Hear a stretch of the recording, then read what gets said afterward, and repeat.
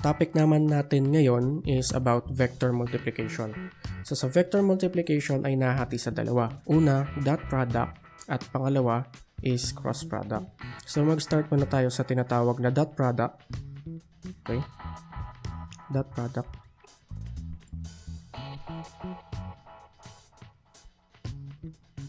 Dot product or tinatawag na scalar product. Okay? So, ang dot product at scalar product is a multiplication ng dalawang vector. Let's say meron tayong vector A at meron tayong vector B. Equals yan sa scalar value na C. Okay? So, if C is equals to the vector A times B to the vector B is equals to the magnitude of A times B times cosine of the angle between A and B. So to further visualize, so for example, meron tayong vector, let's say this is the vector A. So this is vector A. Then we have another vector. Let's say this is vector B. So, meron tayong vector B. And meron silang angle in between na theta. Okay? Ang ibig sabihin kasi ng dot product, yung horizontal o yung perpendicular projection ni B. So, kapag magte-trace out tayo ng line mula dito papunta rito. Okay? Mula sa B, yung dulo niya papunta dito sa A, which creates a 90 degree or perpendicular. So, meron siyang projection papunta dito sa A, which is P cosine theta. So yung value ni B at ni value ni A, yan yung ipagmumultiply natin. Yun yung dahilan kung bakit yung equation ay ganito. So ngayon, so yun yung visualization, no? So to continue, halimbawa meron kang vector A which is equal sa AI plus BJ, 2D muna tayo, and meron kang B vector AI plus BJ, punta natin, gawin natin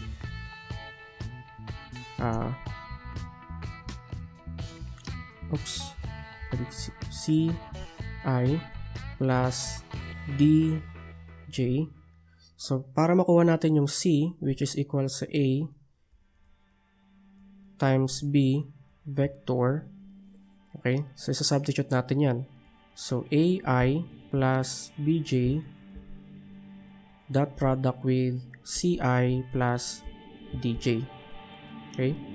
So, gamit yung alam natin sa algebra, yung FOIL method. So, magiging AC times I square plus AD IJ plus BC JI plus BD J square. Okay? So, ibig sabihin nun, C is equals to A bar or A vector times B vector is equals to ACI square plus ADJ IJ, okay, IJ plus BCJI plus BD J square. Okay? Knowing, naka-dot product lahat yan, naka-dot product. So, knowing na let's say meron tayong okay, so if this is vector I, this is vector J, okay, since alam natin na yung concept ng vector is una, kunin natin yung perpendicular projection ng isang vector papunta rito. So kung ito yung B, ito yung A, okay, So, hanapin natin basically yung b cosine theta. Tapos, tsaka natin pag-multiplyin yung dalawa.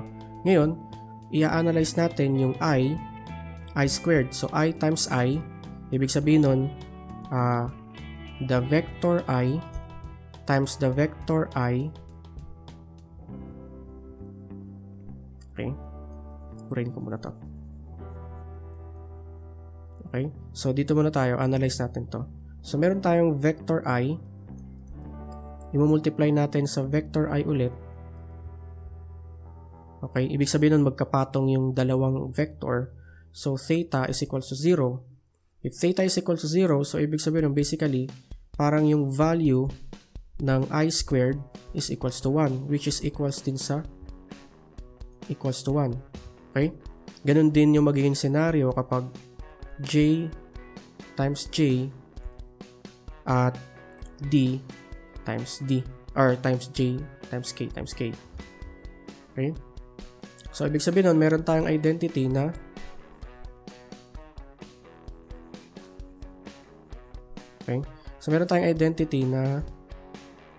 I squared equals to j squared equals to k squared equals to 1. Ngayon, sa scenario na ito yung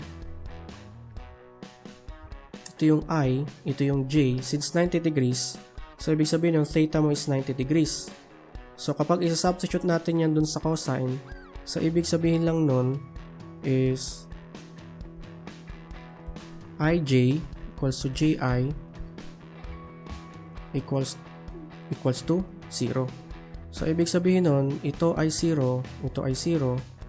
So, ang maging value natin ay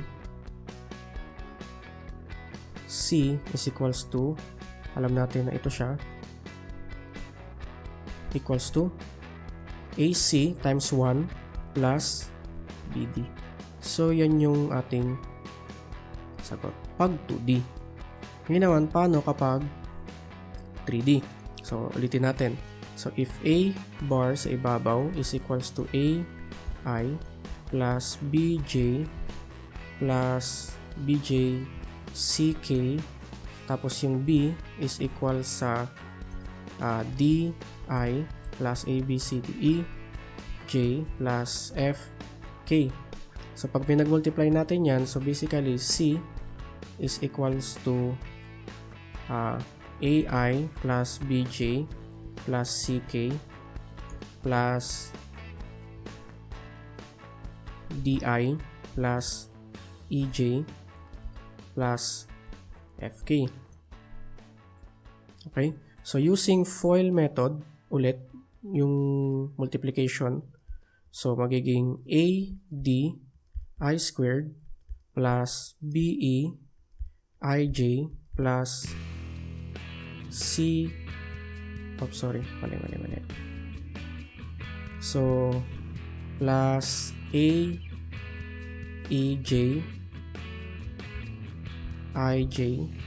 AEIJ plus AFIK, then BDJI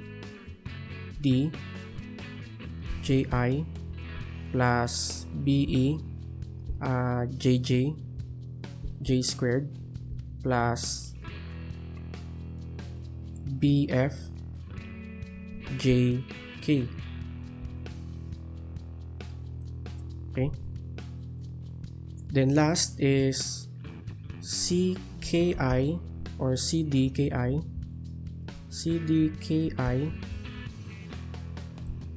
plus CEKJ plus CFK square. Knowing na yung mga to 0, 0, 0, 0, 0, 0. So, ang matitira na lamang ay AD plus BE plus CF. Okay?